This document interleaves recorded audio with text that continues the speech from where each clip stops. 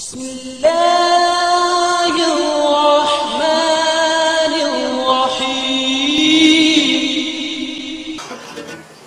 Respected brothers, honorable ulama kiram,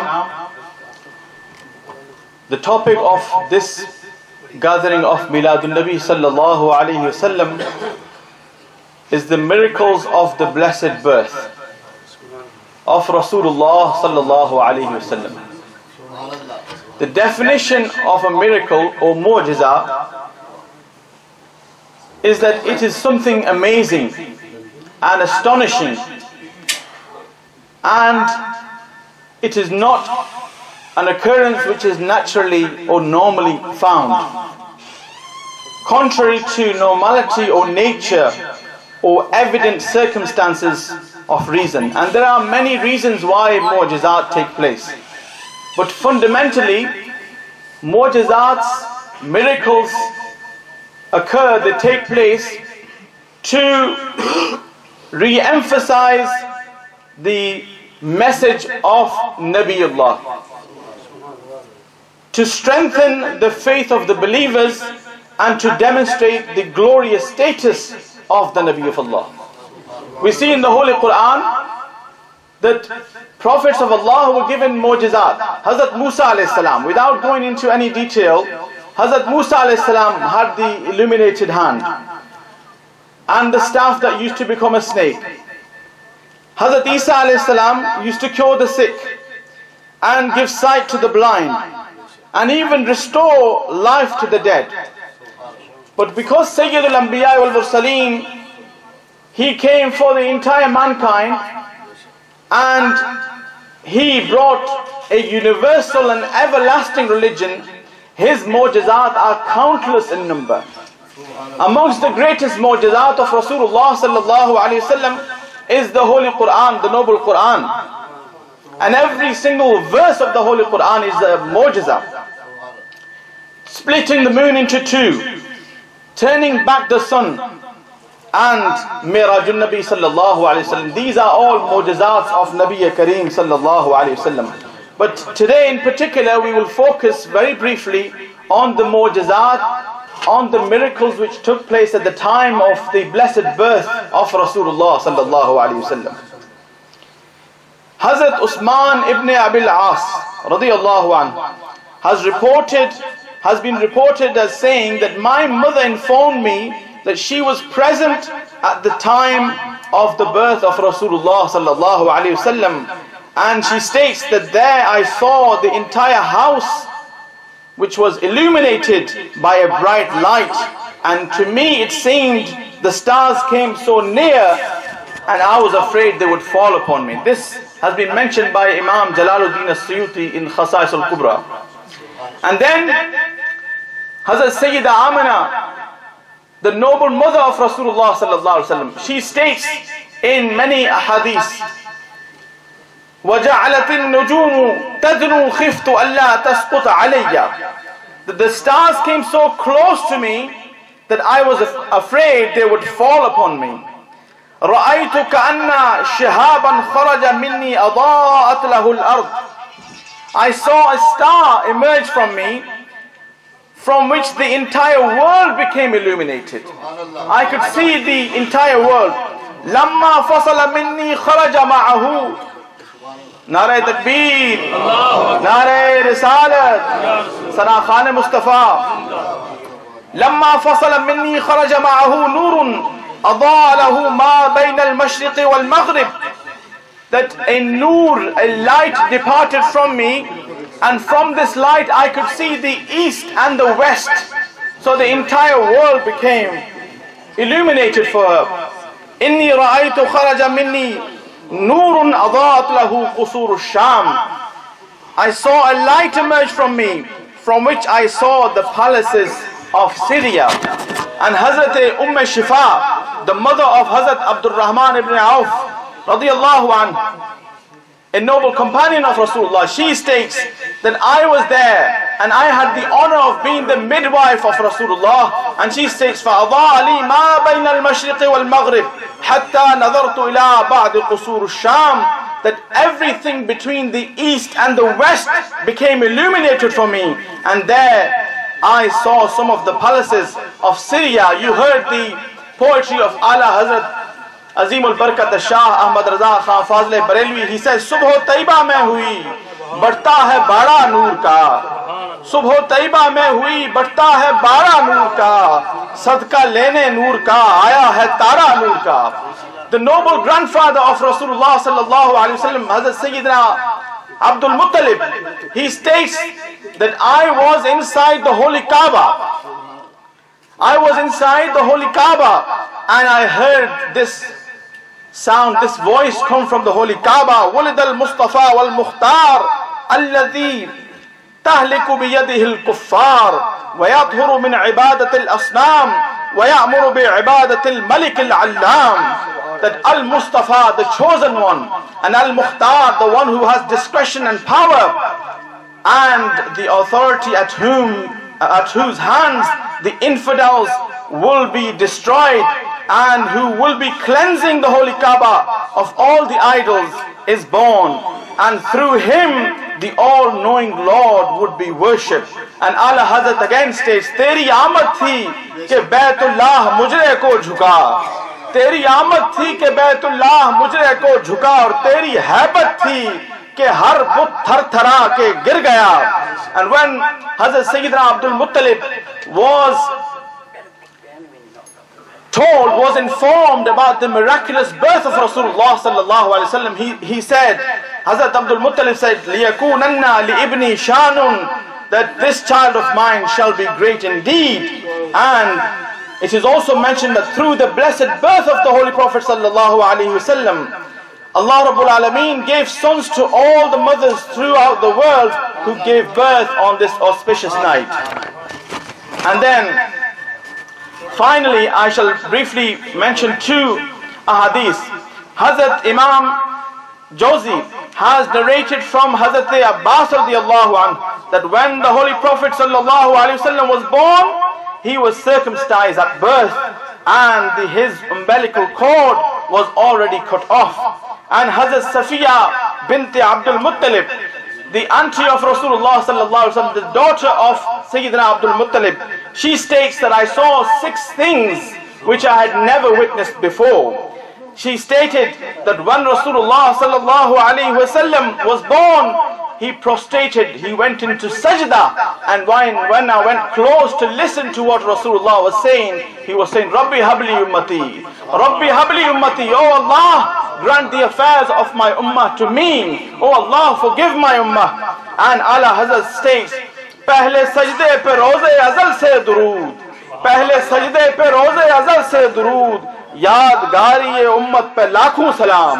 And she states, secondly, the second thing which I saw, that when Rasulullah sallallahu alaihi wasallam arose back from the sajda, he stated, La ilaha illallah inni Rasulullah. He spoke and I heard that he said that there is no deity, there is no God worthy of worship but Allah, and I am his messenger. And the third thing she states, she saw that from the nur of Rasulullah sallallahu alaihi wasallam, the entire house became illuminated.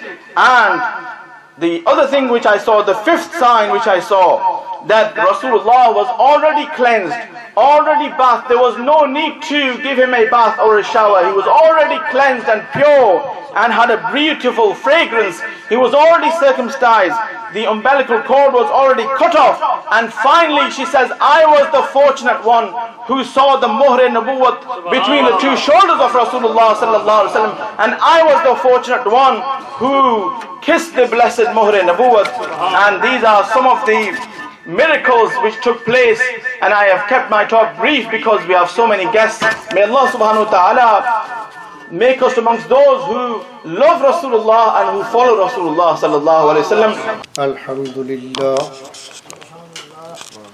alhamdulillah wahdah, wassalatu wassalamu ala man la nabiyya ba'dah, wa ala alihi wa ashabihi al-mukarramin at-tahirin. سبحان ربك رب العزة عما يصفون وسلام على المرسلين أما بعد فأعوذ بالله من الشيطان الرجيم بسم الله الرحمن الرحيم قل بفضل الله وبرحمته وبذلك فليفرحوا هو خير مما يجمعون إن الله وملائكته يصلون على النبي يا أيها الذين آمنوا صلوا عليه وسلموا تسليما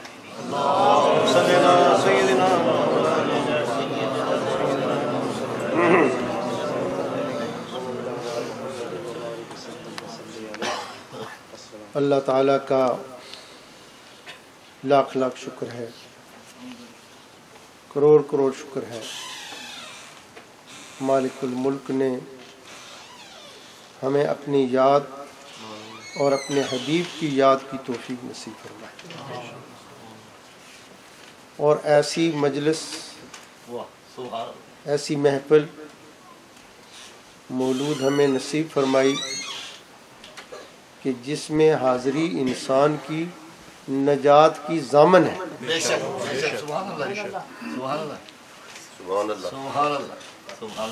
کیونکہ ذکر حبیب کم نہیں وصل حبیب سے، وصل حبیب نجات کی ضامن ہے تو ذکر حبیب بھی نجات کی ضامن ہے۔ حضرات گرامی، میں اپنے آپ کو یہاں مہمان اس لیے نہیں سمجھتا، میں میزبان سمجھتا ہوں کہ یہ میرے مرشد پاک کا سینٹر ہے۔ سبحان اللہ۔ یہ الگ بات ہے کہ میری ڈیوٹی کسی اور جگہ لگی ہوئی ہے اور حضرت مولانا الحاج قاری پیر محمد افسر صاحب کی ڈیوٹی ادھر لگی ہوئی ہے، لیکن میں آپ کا میزبان ہوں، اس لحاظ سے میں آپ سب حضرات کا شکریہ ادا کرتا ہوں۔ آپ بھی شکریہ ادا کریں کہ اللہ نے اس پاک محفل میں حاضری کی سعادت سے۔ حضرت مفتی صاحب جب خطاب کے لیے اٹھے اور میرا اعلان کیا، میں وضو کرنے چلا گیا۔ یہاں میں مناسب سمجھتا ہوں کہ وہ حدیث پاک بیان کروں کہ نبی پاک صلی اللہ علیہ وسلم نے فرمایا، مشکوٰۃ شریف میں حدیث ہے، ترمذی شریف میں حدیث ہے، حضرت ابو ہریرہ اس کے راوی ہیں، کہ جس آدمی کو ضرورت وضو کی ہو تو وہ ضرورت کے باوجود وضو نہ کرے، اپنا وضو روک کر نماز پڑھ لے، اس کی نماز قبول نہیں ہوتی۔ تو یہ محفل بھی نماز ہے، سبحان اللہ، کیونکہ اس کا کنیکشن کملی والے سے ہے۔ اس لیے یہ مسئلہ یاد کر لیں کہ جب وضو کی ضرورت ہو تو نماز کے لیے دوڑنا یا وضو روک کر رکھنا منع ہے، سخت منع ہے۔ آرام سے وضو کریں، جماعت ہو رہی ہے، آرام سے آ کر میں نبی پاک صلی اللہ علیہ وسلم نے ایک شخص کو دیکھا کہ وہ سانس پھولا ہوا آ کر جماعت میں شامل ہوا۔ وہ پچھلی آخری صف میں تھا، لیکن سرکار پہلی صف والوں کو بھی اس طرح دیکھتے تھے جس طرح پچھلی صف والوں کو دیکھتے تھے، اور یہی ہمارا عقیدہ ہے کہ حضور نے فرمایا کہ انی اراکم من وراء ظہری کما اراکم من ورائی، جس طرح میں آگے سے دیکھتا ہوں اسی طرح میں پیچھے سے بھی دیکھتا ہوں۔ وہ دور تھے، سانس پھولی ہوئی تھی۔ نماز کے بعد آپ نے فرمایا من ہو، کون ہے وہ شخص جو تنفس والا نماز میں شامل ہوا؟ تو وہ صحابی کھڑے ہوئے۔ سبحان اللہ۔ آپ نے فرمایا کہ تو اس لیے دوڑا کہ تجھے رکعت مل جائے، نماز مل جائے، جماعت مل جائے، یہ دوڑنا منع ہے۔ تو آرام سے آ، جتنی ملے امام کے ساتھ پڑھ لے، باقی اپنی پڑھ لے۔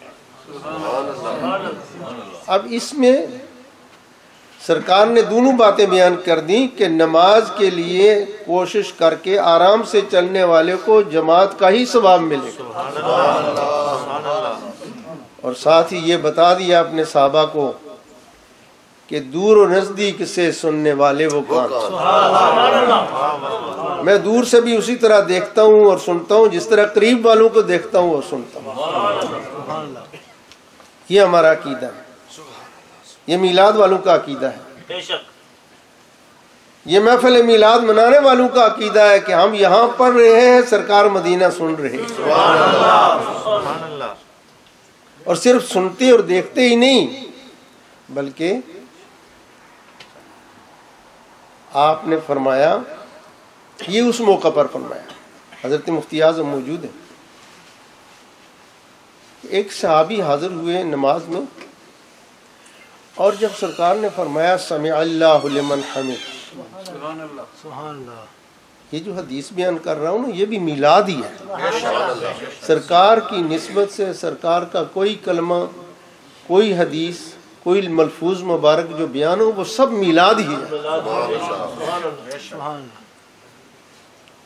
تو نماز میں پیچھے ایک صحابی تھے، پچھلی آخری صف میں کھڑے تھے،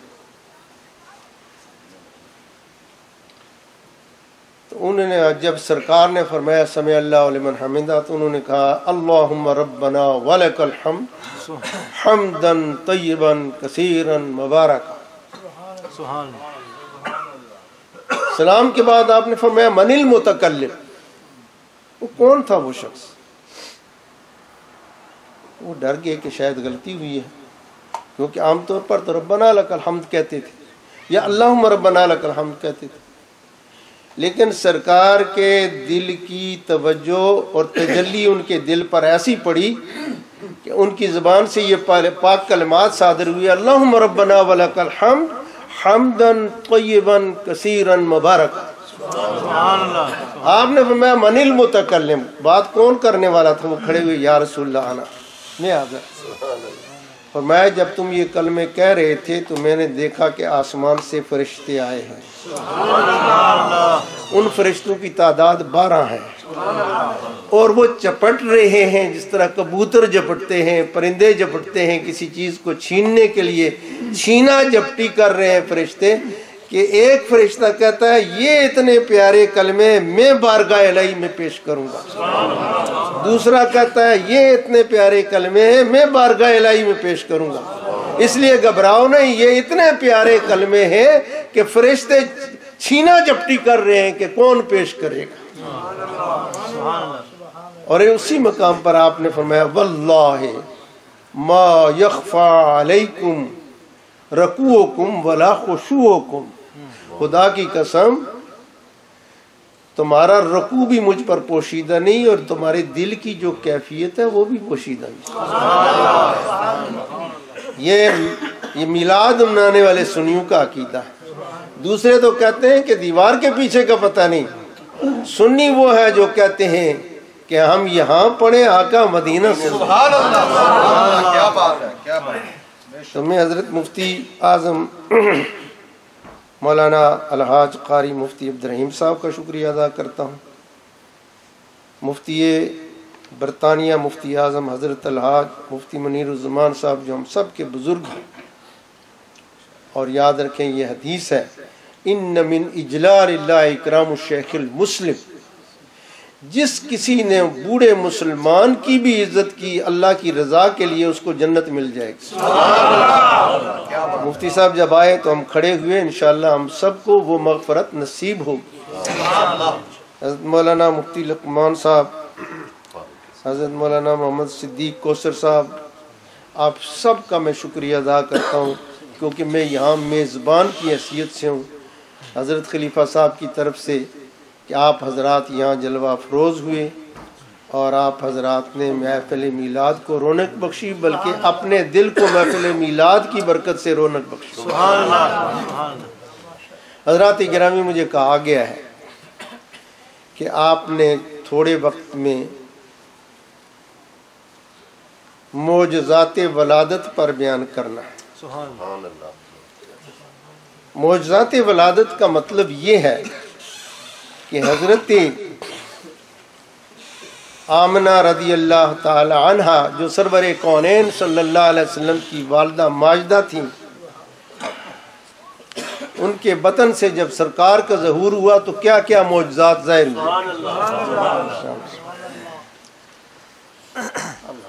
آپ اندازہ کریں کہ موسیٰ علیہ السلام کی والدہ کا قرآن میں ذکر ہے اور آن شان سے ذکر ہے۔ اللہ تعالیٰ فرماتا ہے وَأَوْحَيْنَا إِلَىٰ أُمِّ مُوسَىٰ، ہم نے موسیٰ کی ماں کو وحی کی۔ تو یہ مسئلہ ہے کہ خواتین میں اردو میں نبی کوئی نہیں ہوا، تو پھر موسیٰ علیہ السلام کی ماں کو وحی جو ہے اس کا کیا مطلب ہوا؟ کہا کہ یہ موسیٰ اس کے پیٹ میں تھا، پیٹ کی برکت سے موسیٰ علیہ السلام کی ماں پر جو الہام تھا اس کا نام بھی وحی رکھا گیا۔ سبحان اللہ۔ حضرت مریم علیہ السلام نبیہ نہیں تھی، ولیہ تھی، لیکن اللہ تعالیٰ فرماتا ہے وَإِذْ قَالَتِ الْمَلَائِكَةُ يَا مَرْيَمْ، فرشتوں نے کہا مریم اللہ نے تجھے یہ حکم دیا ہے۔ تو حضرت مریم پر وحی نہیں آئی بلکہ فرمایا گیا کہ یہ وحی جو اس کا نام رکھا گیا ہے اس لیے کہ اس کے پیٹ میں ہمارا عیسیٰ ہے۔ تو موسیٰ علیہ السلام کی ماں کی یہ شان ہے کہ حکم ہوتا ہے کہ دریا میں ڈال دے، ڈرنا نہیں، پھر تیری گود میں واپس لائیں گے۔ مریم علیہ السلام کی یہ شان ہے، کہا کہ مریم ڈرنا نہیں کہ لوگ تجھ پر الزام لگائیں گے، جب الزام لگائیں تو عیسیٰ کی طرف اشارہ کرنا، یہ تقریر کر کے جواب دے گا۔ حضرت کلیم اللہ کی والدہ کی جب یہ شان ہے، حضرت روح اللہ کی والدہ کی جب یہ شان ہے، تو سرور کونین کی والدہ کی کیا شان ہے؟ اللہ اکبر، یا رسول اللہ، یا علی، حق جاریہ، زندہ باد۔ سبحان اللہ۔ ہمارا تو یہ ایمان ہے، ہمارا تو یہ عقیدہ ہے کہ حضور کے وسیلہ سے ساری کائنات بنی ہے۔ ارض و سما کی محفل میں، گر ارض و سما کی محفل میں، لو لاکھ لمحہ کا شور نہ ہو، یہ رنگ نہ ہو گلزاروں میں، یہ نور نہ ہو سیاروں میں۔ کہ ارض و سما میں لو لاکھ والے اگر شان والے کی عظمت نور نہ ہو، ان کا وسیلہ نہ ہو، یا وہ مرکز کائنات نہ ہوں، یا وہ مبدأ کائنات نہ ہوتے، تو لولاک لما ایک حدیث کی طرف اشارہ ہے۔ لولاکا لما خلقت الافلاکا، کملی والے اگر آپ کو پیدا نہ کرتے تو اس کائنات کو پیدا نہ کرتے۔ تو جب ہمارا عقیدہ ہے کہ حضور کے وسیلہ سے ساری کائنات پیدا ہوئی ہے، تو یہ کیسے ہو سکتا ہے کہ جس کے وسیلہ سے ساری کائنات بنی، جس کے نور سے ساری کائنات بنی، اس کے ظہور کے وقت جو ہے وہ معجزات کا ظہور نہ ہو۔ اور جب ہمارا یہ ایمان ہے، اور یہ ہمارا ایمان حدیث سے ثابت ہے، صحیح حدیث سے ہے، آدم علیہ السلام کی توبہ بھی سرور کونین کے وسیلہ سے قبول ہے۔ اور جب ہمارا یہ ایمان ہے کہ اللہ تعالیٰ نے نکاح جب پڑھایا آدم علیہ السلام کا حضرت حوا سے، اور جبریل اور میکائیل کو گواہ بنایا، تو نکاح مکمل ہوا، تو خدا نے فرمایا آدم اس کا مہر بھی ادا کر لو۔ آدم علیہ السلام نے عرض کیا کیا مہر ہے؟ فرمایا تیرے پیٹھ سے وہ ظہور میں ہونے والا ہے جس کے وسیلے سے تجھے پیدا کیا ہے، تو اس پر درود پڑے گا تو یہ مہر بن جائے گا۔ تو ہمارا جب ایمان ہے کہ آدم علیہ السلام کی توبہ، آدم علیہ السلام کا نکاح حضور علیہ السلام کے وسیلہ سے ہوا، تو حضور کی شان جب آپ دنیا میں آئے تو کس قدر اس وقت معجزات کا ظہور ہوا ہوگا۔ مولانا جامی نے کیا فرمایا؟ اگر نام محمد را نیا ورد شفیع۔ ہمارا جب ایمان ہے کہ نوح علیہ السلام جب کشتی میں بیٹھے تو بسم اللہ مجرہا و مرساہا کیا پڑھا؟ اعلیٰ حضرت بریلوی نے جب میلاد پر تقریر کی تو اعلیٰ حضرت کی وہ تقریر فتاوی رضویہ کے ایک رسالے میں موجود ہے۔ اعلیٰ حضرت نے فرمایا کہ بسم اللہ مجرہا و مرساہا کا معنی ہے کہ بسم اللہ سے مراد ہے اللہ کے اسم کی برکت سے میں کشتی پر بیٹھتا ہوں، اور اسم کا معنی علامت ہوتا ہے، تو اللہ کی علامت اس کائنات میں محمد مصطفیٰ کی ذات ہے۔ نوح علیہ السلام نے کہا تھا کہ میں اس کے وسیلہ سے کشتی پر بیٹھتا ہوں کہ جس کا نام لینے سے اللہ تک انسان پہنچتا ہے۔ یہ میرا آواز نہیں، یہ احمد رضا کا آواز ہے۔ یہ امام احمد رضا جو سنیوں کے امام ہیں، یہ وہ کہتے ہیں کہ اسم اللہ اسم کا معنی سمون سے نکلے تب بھی ہر لحاظ سے علامت اور علم بنتا ہے، تو بسم اللہ کا معنی اللہ کا علم اور اللہ کی علامت، اور اللہ کی علامت اس کائنات میں محمد مصطفیٰ کی ذات ہے۔ اللہ نے فرمایا نوح بسم اللہ جب تو کہے گا تو تو میرے محمد کا گویا تو نے نام لیا، اس کا جب نام لے گا تو تیری کشتی کا بیڑا پار ہو جائے گا۔ لیکن وہ نوح علیہ السلام تھے کہ اپنی کشتی لے کے چلے، گو آدم ثانی نوح ہوئے۔ ہمارے ایک استاد تھے، پنجابی شعر پڑھتے تھے، گو آدم ثانی نوح ہوئے بر اپنی ہی کشتی لے کے چلے، کونین دا بیڑا جز تیرے کوئی پار لگانا کیا جاتا۔ اگر نام محمد را نے یا ورد شفیع آدم نہ آدم یافتے توبہ نہ نوح از غرق نجے نہ، آدم کی توبہ قبول ہوئی تو میرے مصطفیٰ کے وسیلہ سے، نوح علیہ السلام کی توبہ قبول ہوئی اور کشتی پار لگی تو مصطفیٰ کے وسیلہ سے۔ اور ایوب علیہ السلام جب روتے رہے بیماری میں تو آخری حکم آیا کہ ایوب تو وہ وظیفہ پڑھ جو میرا مصطفیٰ پڑھے گا۔ عرض کیا یا الہی وہ کیا پڑھے گا؟ فرمایا وہ اپنی امت کو یا ارحم الراحمین کا وظیفہ سکھائے گا۔ حدیث شریف میں ہے کہ جب انسان یا ارحم الراحمین پڑھتا ہے پہلی دفعہ تو فرشتہ آ کر سر پر کھڑا ہو جاتا ہے، دوسری دفعہ یا ارحم الراحمین پڑھتا ہے تو فرشتہ کہتا ہے مانگ کیا مانگتا ہے، اور تیسری دفعہ جب یا ارحم الراحمین کہتا ہے تو فرشتہ کہتا ہے کہ اللہ نے اب تیری ہر دعا سن لی، اب جو مانگے گا قبول ہوگا۔ اس لیے یا ارحم الراحمین جو ہے اس کو اعلیٰ حضرت نے اسم اعظم لکھا ہے۔ تو مولانا جامی فرماتے کہ نہ ایوب از بلا راحت نہ یوسف حشمت و جاہت، نہ موسیٰ نہ عیسیٰ مسیحا دم نہ موسیٰ ید بیض۔ نہ ایوب علیہ السلام کو بلا سے راحت مل سکتی تھی اور نہ یوسف علیہ السلام کو مصر کا تاج مل سکتا تھا۔ نہ ایوب از بلا راحت نہ یوسف حشمت و جاہت نہ عیسیٰ مسیحا دم نہ موسیٰ ید بیض، اور نہ عیسیٰ علیہ السلام کی پھونک میں یہ تاثیر ہو سکتی تھی اور نہ موسیٰ علیہ السلام کے عصا میں یہ تاثیر ہو سکتی تھی۔ عیسیٰ نے بھی کملی والے کا نام لیا، موسیٰ نے بھی کملی والے کا نام لیا۔ ایک نے کملی والے کا نام لیا تو مردے زندہ کر دیا، دوسرے نے کملی والے کا نام لیا تو عصائے موسیٰ بن گیا۔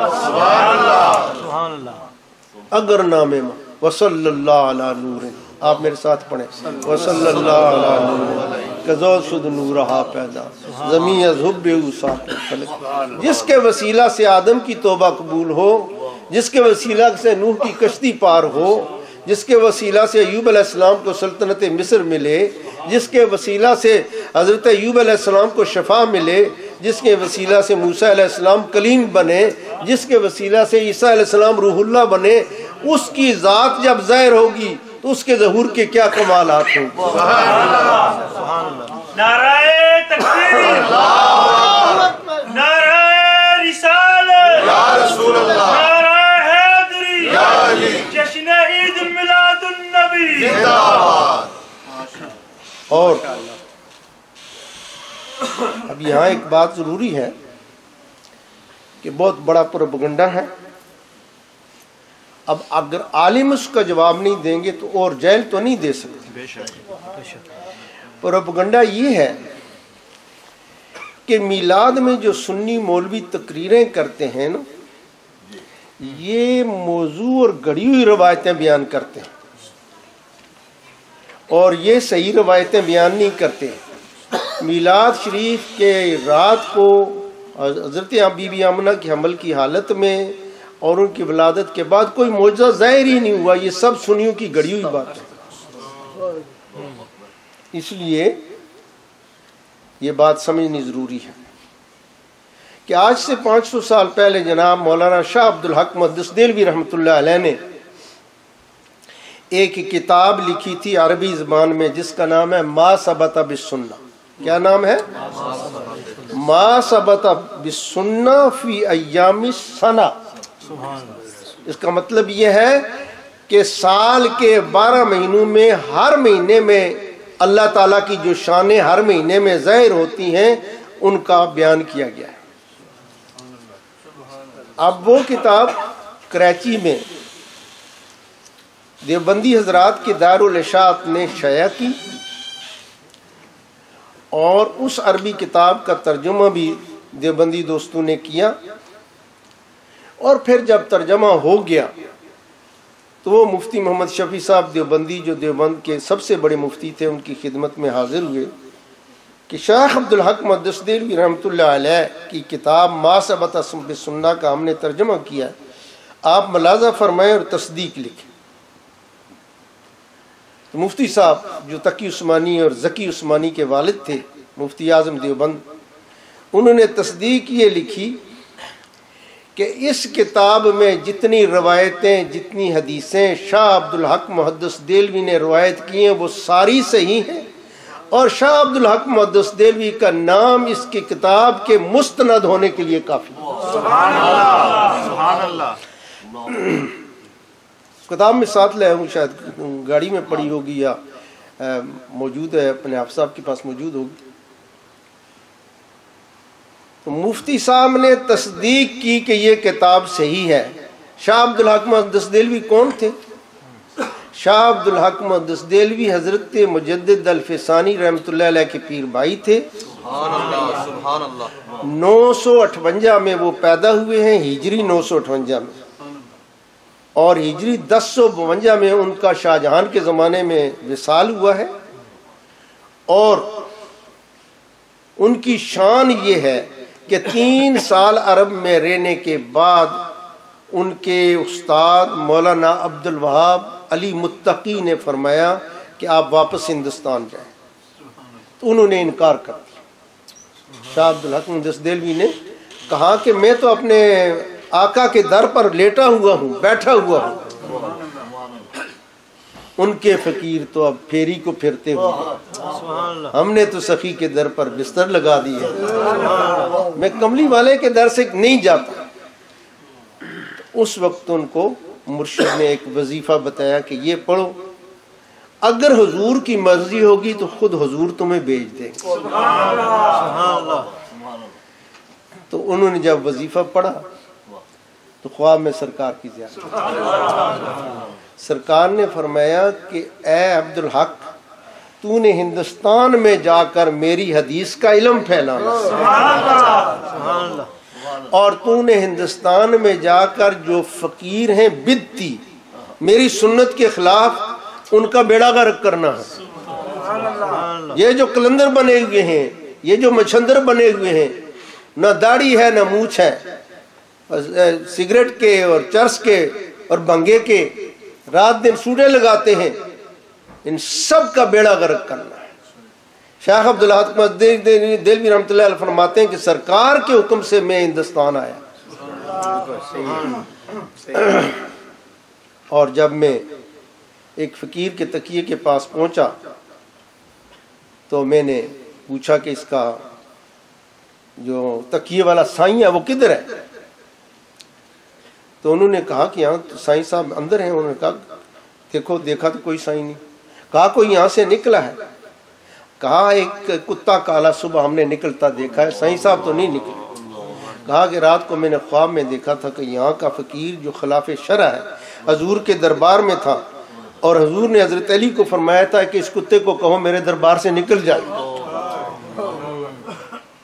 تو کہا کہ تمہارا جو سائیں تھا وہ کتا بن کر نکلا ہے حضور کے حکم سے. شاہ عبد الحق کی یہ شان تھی. انہوں نے آ کر حدیث کی کتاب لمحات التنقیح عربی زبان میں لکھی, جو مصر میں شائع ہوئی ہے, اب پاکستان میں بھی شائع ہو. انہوں نے اشرۃ اللمحات لکھی, انہوں نے حدیث کی کتابیں لکھی. تو یہ کتاب جو حضور علیہ الصلوۃ والسلام کا 12 مہینوں میں سے ربیع الاول کے مہینے کی شان میں عربی میں انہوں نے لکھی ہے, یہ شاہ عبد الحق مقدس دہلوی نے لکھی. اور اس میں انہوں نے کہا کہ جتنی روایتیں میں نے 100 حدیث سے کلیکٹ کر کے لکھی ہیں وہ ساری صحیح ہیں. لہذا ان کے مفتی نے, ان کے کتب خانے نے, ان کے مولوی نے ترجمہ کیا, ان کے مفتی نے شائع کی, ان کے مفتی صاحب نے جو سب سے بڑے مفتی ہیں انہوں نے تصدیق کی کہ شاہ عبد الحق مقدس دہلوی نے ربیع الاول کے بیان میں, جو ربیع الاول تیسرا مہینہ ہے اسلامی سن کے لحاظ سے, اس میں جو میلاد شریف کے بیان میں ولادت کے معجزات جو بیان کیے ہیں وہ حرف بحرف صحیح ہے. یہ سچ وہ ہے جو دشمن کی زبان سے بھی بول رہا. اور شاہ عبد الحق نے کیا کیا چیز بیان کی ہے اس میں ایک حدیث بیان کی ہے کہ حضرت مائی صاحبہ فرماتی ہیں کہ جب ولادت کی رات ہوئی تو میں نے دیکھا کہ قریش کی عورتیں میرے گھر میں داخل ہو گئی, لیکن ان کے قد لمبے لمبے تھے. میں یہ نہیں پہچان سکتی تھی کہ یہ عورتیں جو ہیں اتنے لمبے قد کی کیسی آ گئی ہیں. تو ایک مائی صاحب نے کہا گھبراؤ نہیں, میرا نام حوا ہے. ایک مائی صاحب نے کہا گھبراؤ نہیں, میں ام موسیٰ ہوں. ایک مائی صاحب نے کہا گھبراؤ نہیں, میں ام عیسیٰ ہوں. اور باقیوں کے متعلق کہا یہ جنت کی حوریں ہیں اور یہ کملی والے کا استقبال کرنے آ رہی ہیں. ان انبیاء کی ولادت پر آسمان کے فرشتے جب نازل ہو کر سلام پیش کرتے ہیں تو جس کے طفیل سلام بنایا, جب اس کا ظہور ہوگا تو اس کی شان کا کیا ہے. مائی صاحبہ فرماتی ہیں جب ظہور ہوا کملی والے کا, ان حوروں نے, ان مایوں نے سب سے پہلے سرکار کا استقبال کیا اور ان کو چوما. اور پھر آواز آئی یا آمنہ, یا آمنہ انکے ولدت سید العالمین و امام المرسلین و خاتم النبیین فقل اعیذہ بالواحد من شر ما خلق. اے آمنہ, پتہ ہے تو یہ گود میں کون آیا ہے؟ یہ رحمت للعالمین آیا ہے, یہ امام المرسلین آیا ہے, یہ خاتم النبیین آیا ہے. اور اے آمنہ, اب تجھے ہم حکم دیتے ہیں کہ تو اس کو دم کر. سب سے پہلے بچے کو دم کس نے کیا؟ حضرت آمنہ نے. اور کس بچے کو دم کیا؟ کملی والے کو. جو دم درود کے منکر ہیں ان کو پتہ ہونا چاہیے. اعیذک بالواحد من شر کل حاسد.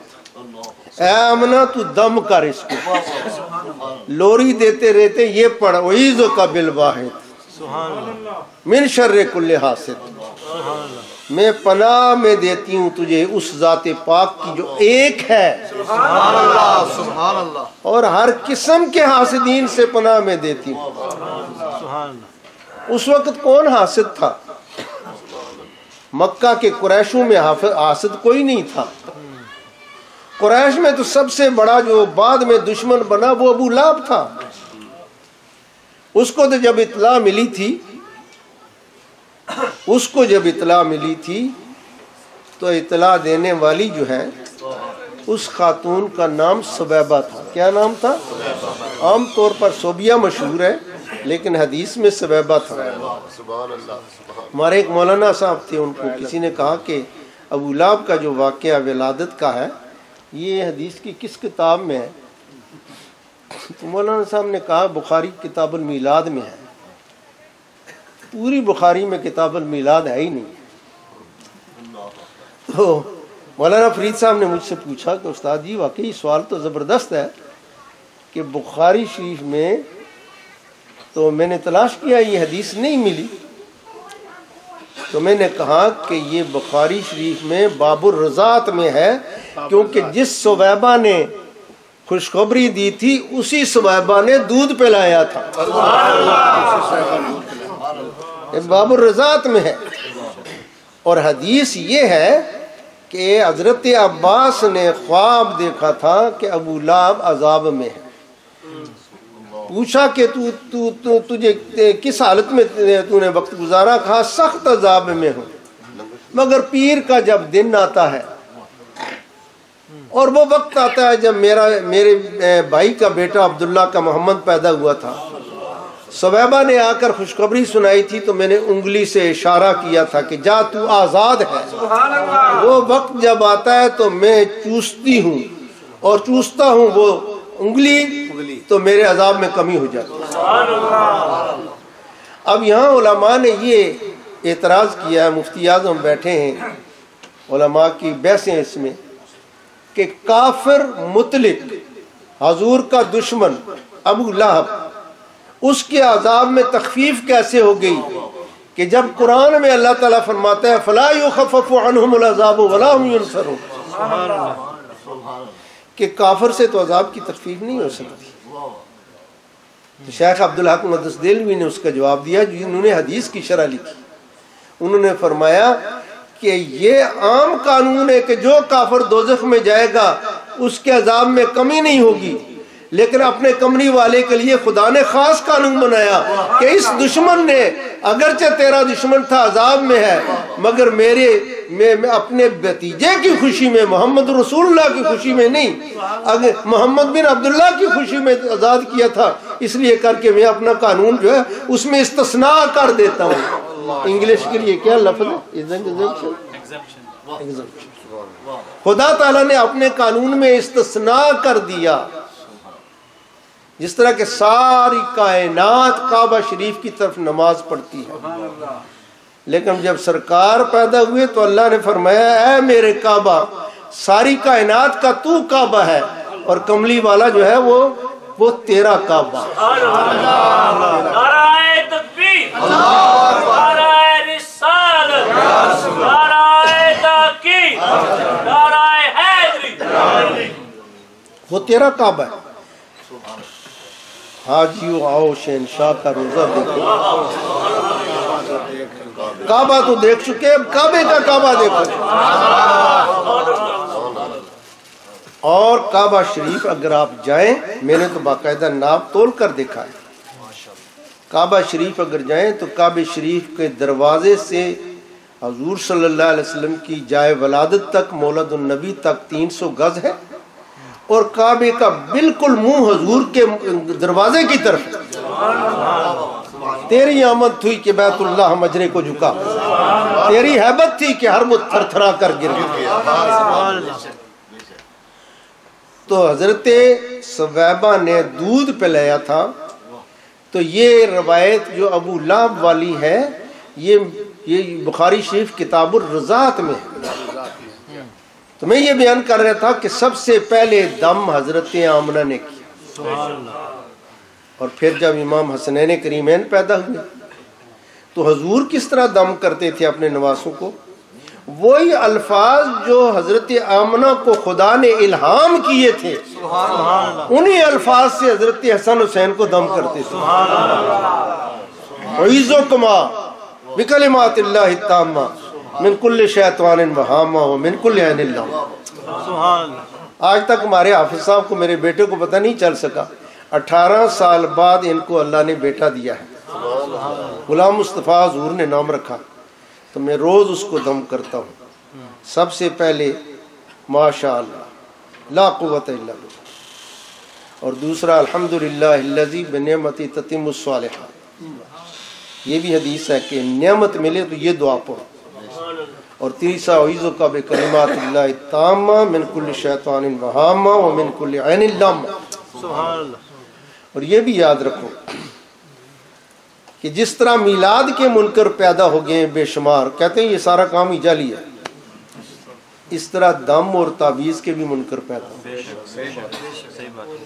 وہ آپ کو ملیں گے اور جو اپنے درسوں میں کہیں گے کہ تعویذ کرنا ہے ہی شرک ہے، دم کرنا ہے ہی منع ہے. میرے پاس ایک میرا دوست آیا، 2 بکسے کتابوں کے اٹھا کر لائے، بیگم کو بھی ساتھ لایا. میری بیگم کا اور میرا جھگڑا ہے، یہ اہل حدیث ہے، میں سنی ہوں. یہ کہتی ہے یہ تعویذ دھاگا سب شرک ہے. اس کے بھائی ہیں اہل حدیث ہیں، انہوں نے یہ دیا ہے 2 بکسے کتابوں کی. میں نے کہا کتابوں کے بکسے کھولو. کتابوں کے بکسے جب کھولے گئے تو اس میں ابو داود شریف کا اردو ترجمہ بھی تھا. تو میں نے وہی حدیث نکالی جس میں ہے کہ نبی کریم صلی اللہ علیہ وسلم نے حضرت عمر بن شعیب ایک صحابی تھے، ان کو ایک تعویذ دیا تھا. اچھا، اب حدیث میں لفظ تعویذ ہے، لیکن اس کا یہ معنی نہیں کہ تعویذ لکھ کر کاغذ دیا تھا. اس کا معنی یہ ہے کہ حضور کے زمانے میں تعویذ دم کو کہتے تھے، کیونکہ قل اعوذ برب الفلق میں بھی اعوذ ہے اور قل اعوذ برب الناس میں بھی اعوذ ہے، اور اعوذ کا معنی اللہ کی پناہ میں دینا. لہذا جو دم حضور کسی صحابی کو بتاتے تھے اس کو تعویذ کہتے تھے. اب وہی عمر بن شعیب جن کو حضور نے تعویذ دیا تھا، یہ دم سکھایا تھا کہ جو بچہ روئے تو یہ دم کر سکتا ہے. اگرچہ تعویذ تاگا یا دم جو ہے یہ بزرگ اجازتیں دیتے ہیں، سیکرٹ رکھتے ہیں لوگ چھپا چھپا کر، لیکن سرکار کی حدیث میں جو دم اور تعویذ ہے، یاد رکھو یہ فیض عام ہے. یہ چیز چھپانے کی نہیں ہے. تو ان کو حضور علیہ السلام نے فرمایا کہ جب بچے رویا کریں یا بچے ڈر جائیں تو یہ تعویذ کیا کر، یعنی یہ دم پڑا کر، اعوذ بکلمات اللہ التامات من غضبہ وعقابہ وشر عبادہ ومن همزات الشیاطین ان یحضرون.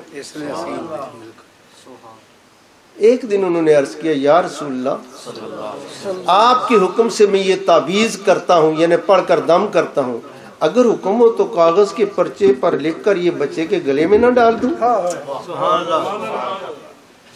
حضور پاک علیہ السلام نے فرمایا ضرور ڈالو، اجازت ہے. اس سے تعویذ چلا کے انہوں نے وہی کلمے جو سرکار نے بتائے تھے لکھ کر بچے کے گلے میں ڈال. میں نے اس لڑکی کو وہ ابو داود شریف کی حدیث کھول کر بتائی تو کہنے لگی یہ دونوں بکسے کتابوں کے آپ رکھیں، آئندہ جو میرا بچہ ہوگا اس کو دم بھی آپ کریں گے، تعویذ بھی آپ دیں گے اور نام بھی آپ رکھیں گے. یا رسول اللہ. جتنے بچے ان کے ہوئے سب کے نام میں نے رکھے، سب کو تعویذ میں نے دیے، سب کو دم میں نے کیے.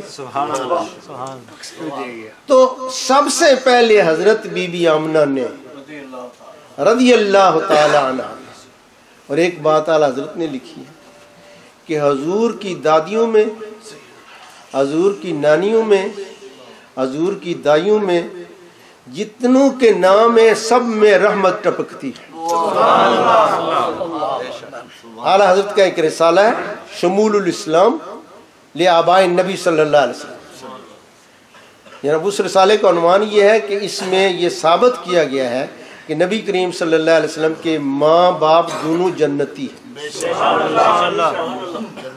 جن کے طفیل جنت بنی ان کو اگر کوئی دوزخی کہے گا تو اس کا ٹھکانہ یقیناً دوزخ میں ہے.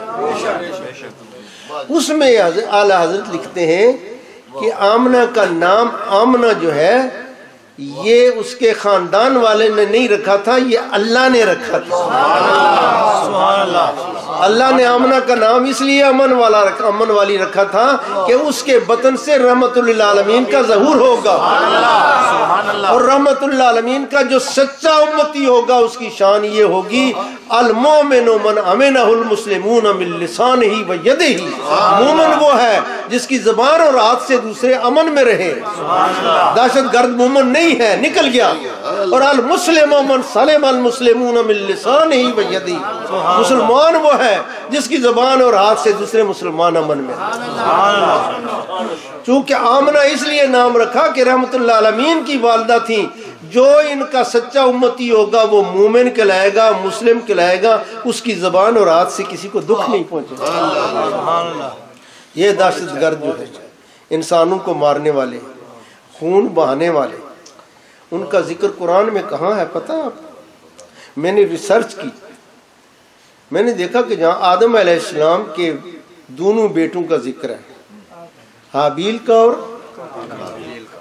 حابیل کو قابیل نے قتل کیا تھا، حدیث میں ہے کہ جتنے قیامت تک قتل ہوں گے سب کا گناہ قابیل کی گردن پر ہو۔ حابیل قابیل کے واقعے کے بعد کون سی آیت ہے آپ کو پتہ ہے؟ من اجل ذالک کتبنا علی بنی اسرائیل انہ من قتل نفسا بغیر نفس او فساد فی الارض فکأنما قتل الناس جميعا۔ ہم نے اسی دن سے لکھ دیا تھا جب قابیل نے حابیل کو قتل کیا کہ جس نے ایک جان کو بچایا ساری کائنات کو بچایا، اور جس نے ایک جان کو قتل کیا اس نے ساری کائنات کو قتل کیا۔ بے شک بے شک۔ اور پھر ان دہشت گردوں کی جو سزا ہے اسی آیت سے اگلی آیت میں ہے، انما جزاء الذین یحاربون اللہ ورسولہ ویسعون فی الارض فسادا ان یقتلوا ویصلبوا وتقطع ارجلهم وایدیہم من خلاف وینفوا من الارض ذلک لهم خزی فی الدنیا ولہم فی الآخرۃ عذاب عظیم۔ بے شک ان شیطانوں کی، ان ظالموں کی، ان ظالمان کی، ان طالبان کی سزا یہ ہے کہ ان کو قتل کیا جائے، ان کو پھانسی دی جائے، ان کا دایاں ہاتھ کاٹا جائے، ان کی بائیں ٹانگ کاٹی جائے، پھر بایاں ہاتھ کاٹا جائے، پھر دائیں ٹانگ کاٹی جائے، پھر ان کو قتل کیا جائے اور لوگوں کو بتایا جائے کہ ظالموں کا یہ انجام ہوگا۔ آج تو ہمارے حکمران ڈر رہے ہیں کہ کسی دہشت گرد کو پھانسی دی تو ہمارا کیا بنے گا۔ ڈرنے سے بات نہیں بنتی، قرآن میں ہے کہ ان ظالموں کو، حدیث میں ہے کہ ان ظالموں کو علی اعلان پھانسی دو۔ وَلَا تَأْخُذْكُمْ بِهِمَا رَأْفَةٌ فِي دِينِ اللَّهِ، اللہ کے دین میں نرمی نہ کرو۔ قرآن میں لکھا ہے، ہمارا ایمان ہے، اور جو حکمران یا جو سیاستدان یا کوئی بھی آدمی شک کرے مسلمان نہیں رہ سکتا۔ قرآن میں کیا لکھا ہے؟ وَلَكُمْ فِي الْقِصَاصِ حَيَاتٌ يَا أُولِي الْأَلْبَابِ۔ اے عقل والو، اے ایمان والو، اے مصطفیٰ کے دیوانوں، اے مسلمانوں، اے شریعت محمدی کے ماننے والو، سن لو، اگر خون کے بدلے خون کرو گے تو کائنات سے خون ختم ہو جائے گا۔ قتل میں کیا ہے؟ حیات ہے۔ کیوں حیات ہے؟ کہ جس وقت اس ظالم کو لوگ دیکھیں گے اس کا یہ انجام ہے تو دوبارہ کوئی قتل نہیں کرے۔ بے شک صحیح بات، کیا بات۔ اگر پاکستان میں یہ قانون بن جاتا کہ جس کو پھانسی کی سزا دینی ہے، سپریم کورٹ نے آخر تک ججمنٹ کرنی ضروری ہے، اس کو 40 دن کے اندر اندر جہاں اس نے قتل کیا وہیں پھانسی لگایا جائے گا، تو آج یہ نہ ہوتا۔ کیوں نہیں بنایا؟ پاکستان کے دستور ساز اسمبلی میں پاکستان کا جو کانسٹیٹیوشن ہے، پاکستان کا جو قانون ہے، اس کے دیباچہ شیعہ سنی اہل حدیث سب نے بنایا، اور اس دستور ساز اسمبلی کا جو مقدمہ ہے اس میں 22 نکات میں یہ لکھا ہے کہ پاکستان میں شریعت محمدی کے خلاف کوئی قانون نہیں بنے گا اور قاتل کو سزا دی جائے گی۔ پھر کیوں نہیں دیتے؟ 8000 مجرم موجود ہیں، 3 ہفتے گزر چکے اس پشاور کے قتل کے واقعہ میں۔ وہ کون سی طاقت ہے جو روک رہی ہے 8000 قتل کے مجرموں کو جن کو سپریم کورٹ نے پھانسی دیا ان کو سزا نہیں دیتی؟ اس لیے آج کا یہ اجلاس مطالبہ کرتا ہے حکومت پاکستان سے کہ ان 8000 شیطانوں کو، ظالموں کو فوراً پھانسی دی جائے۔ آپ ہاتھ اٹھا کر تائید کریں گے؟ اگر کوئی اخباری نمائندہ بیٹھا ہے تو صبح یہ اخبار میں آنی چاہیے کہ ہم مطالبہ کرتے ہیں ان ظالموں کو سزا دی جائے۔ درود پاک پڑھیں۔ حضرات گرامی، میں یہ بیان کر رہا تھا کہ یہ بھی حضرت آمنہ کا معجزہ ہے، حضرت رسول کریم کا معجزہ ہے، حضرت آمنہ کی کرامت ہے کہ حضور کو کلمات طیبات دم کرنے کا الہام بھی حضرت بی بی آمنہ کو ہوا۔ اور اس بات میں اختلاف ہے کہ کائن تو پہلے سے کہتے آئے تھے کہ ایک بچہ پیدا ہوگا کہ جس کی وجہ سے ساری کائنات میں امن ہی امن ہوگا، نور ہی نور ہوگا، تیرے آنے سے رونق آ گئی گلزار ہستی میں، شریک حال قسمت ہو گیا پھر لطف رمضان۔ لیکن بہت سے لوگوں نے اس وجہ سے اپنے بچوں کے نام محمد رکھے تھے، لیکن کسی نے اس بچے کا نام محمد رکھنے کی یہ وجہ بیان نہیں کی کہ اس محمد کے نام میں کوئی کمال ہے، بلکہ انہوں نے سنا ہو سکتا ہے وہ جس کا ستارہ بہت اونچا ہوگا، مشرق مغرب اس کی بادشاہی ہوگی، اس کے جھنڈے تلے ساری خدائی ہوگی، اور وہ امن کا پیغمبر ہوگا، اس کے آنے سے خون ریزی ختم ہو جائے گی، ظلم ختم ہو جائے گا، بے حیائی ختم ہو جائے گی، اس لیے لوگوں نے نام محمد رکھا تھا۔ لیکن جب حضرت آمنہ کے گھر حضرت عبداللہ کا جایا رحمت اللہ عالمین، میرے آقا و مولا حضرت محمد مصطفیٰ صلی اللہ علیہ وسلم پیدا ہوئے، تو حضرت آمنہ نے ان کے دادے کو اطلاع بھیجی، تو دادا صاحب نے ان کا نام محمد رکھا صلی اللہ علیہ وسلم۔ کس نے رکھا؟ حضرت عبد المطلب۔ کیا نام رکھا؟ اور جب 7ویں دن انہوں نے عقیقہ کیا تو شاہ عبد الحق دستگیر رحمۃ اللہ علیہ لکھتے ہیں کہ قریش نے پوچھا کہ عبد مناف آپ نے نام نہیں رکھا، عبد الکعبہ آپ نے نام نہیں رکھا، عبد اللات نام نہیں رکھا، یہ نیا نام آپ نے کہاں سے نکالا اور اپنی قوم کے نام کیوں چھوڑ دی؟ تو عبد المطلب نے کیا جواب دیا؟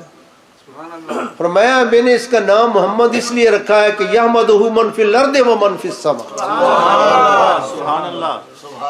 کہ زمین والے بھی اس کی تعریف کریں، آسمان والے بھی اس کی تعریف کریں۔ نعرہ تکبیر، اللہ اکبر، نعرہ رسالت، نعرہ حیدری، سرکار کی آمد، پیارے کی آمد، سونے دی آمد، منجر کی آمد، لجپال کی آمد، سبحان اللہ۔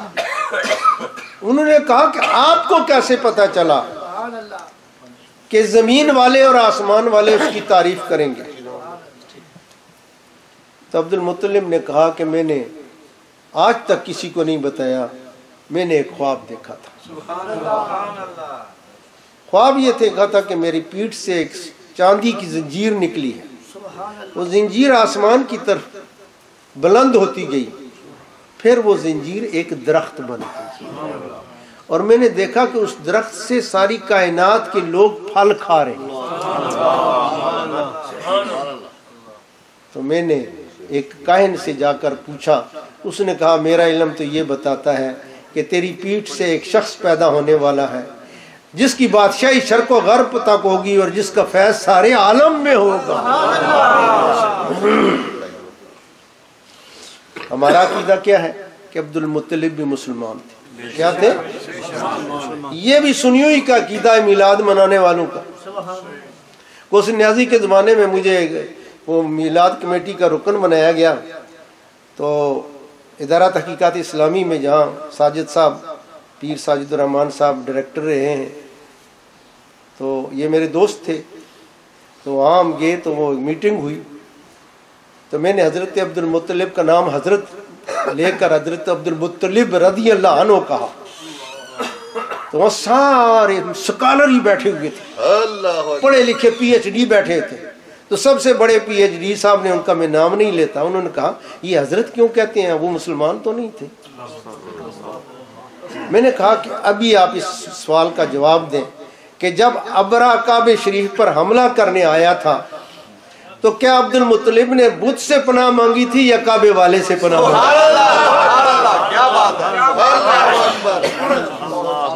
میں نے کہا سارے سکالر بیٹھے ہیں، آپ کے ادارہ تحقیقات اسلامی میں 3 لاکھ کتابیں ہیں، کسی ایک کتاب سے نکال کر بتاؤ کہ عبد المطلب نے بت سے پناہ مانگی ہو، اس نے تو رب کعبہ سے پناہ مانگی۔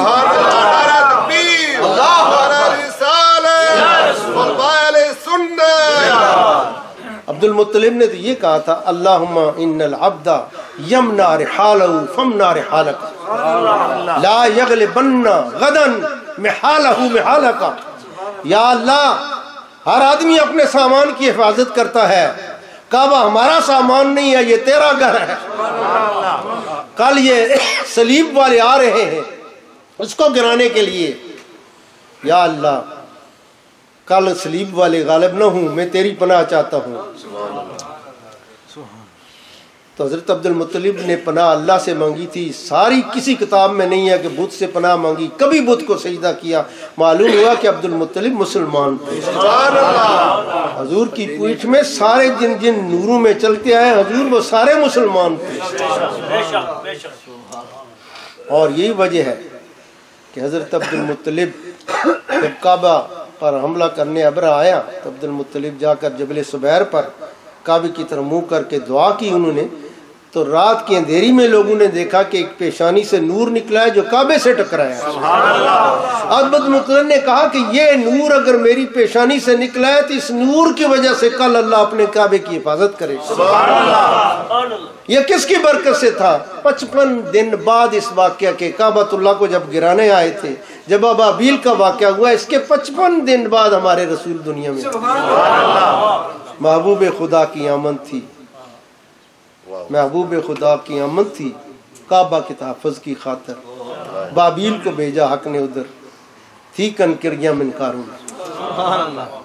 اللہ تعالیٰ میری حاضری قبول فرمائے، آپ کی حاضری قبول فرمائے، میں نے جو کچھ بیان کیا ہے قبول فرمائے، اور اس محفل مولود کو ہماری نجات کا ذریعہ۔ وآخر الدعوانا الحمدللہ۔ مصطفیٰ جان رحمت پہ لاکھوں سلام، مصطفیٰ جان رحمت پہ لاکھوں سلام، شمع بز میں ہدایت پہ لاکھوں سلام، شمع بز میں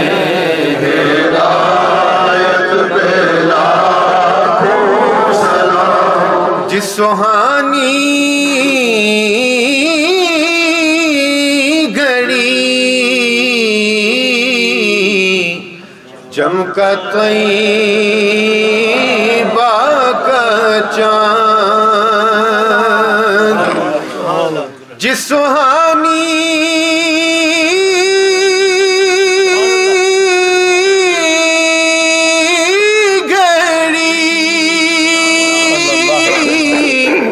چمکا طیبہ کا چاند، جس سہانی گھڑی چمکا طیبہ کا چاند، اس دل افروز ساتھ پہ لاکھوں سلام، مصطفیٰ جان رحمت پہ لاکھوں سلام، شمع بز میں ہدایت پہ لاکھوں سلام۔ اللہ اللہ وہ بچپنے کی پابند، اللہ اللہ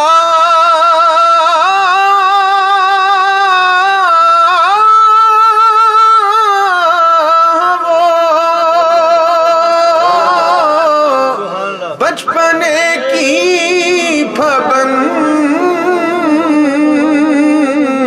اللہ اللہ بچپنے کی پابند، اس خدا باتی صورت پہ لاکھوں سلام، مصطفیٰ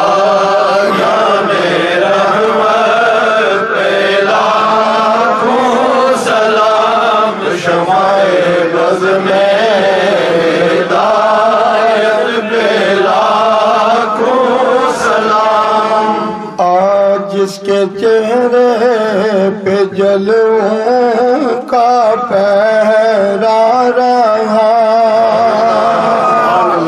نجم و طوا کی جھرمٹ میں چہرہ رہا حسن جس کا ہر کی چھب میں گہرا رہا جس کے ماتھے پہ شفاعت کا سہرا رہا اس جبی نے سعادت پہ لاکھوں سلام مصطفیٰ جان رحمت پہ لاکھوں سلام شمع بز میں ہدایت پہ لاکھوں سلام مرشدی شاہ احمد رضا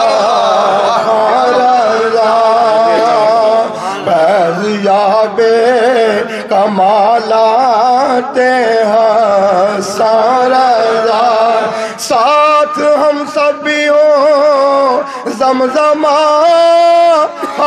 رضا جب کہ خدمت کے قدسی کا ہے رضا مصطفیٰ جان رحمت پہ لاکھوں سلام شمع بز میں لاکھوں سلام شمع بز میں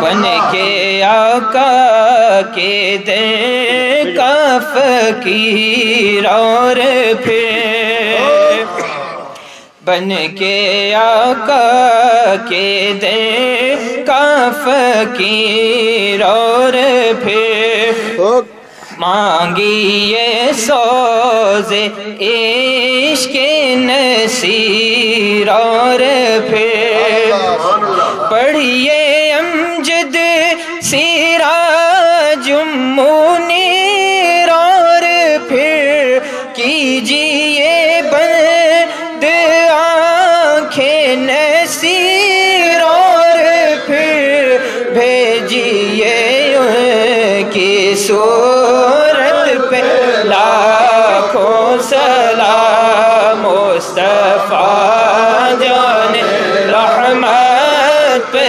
لاکھوں سلام شمع بز میں ہدایت پہ لاکھوں سلام سارے نبیوں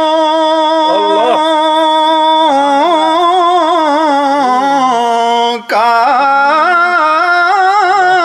کعبہ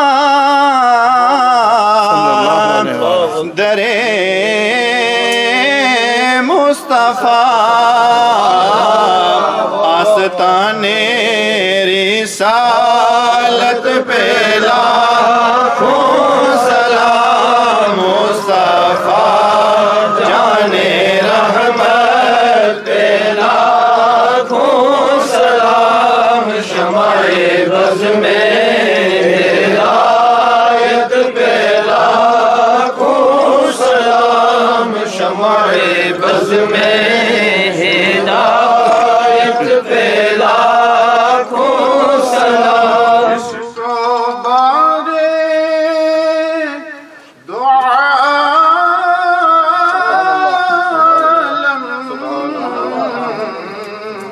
کی پرواہ نہیں اس کو بارے دعا کی پرواہ نہیں ایسے بازو کی امت پہ لاکھوں سلام مصطفیٰ جان رحمت پہ لاکھوں سلام شمع بز میں ہدایت پہ لاکھوں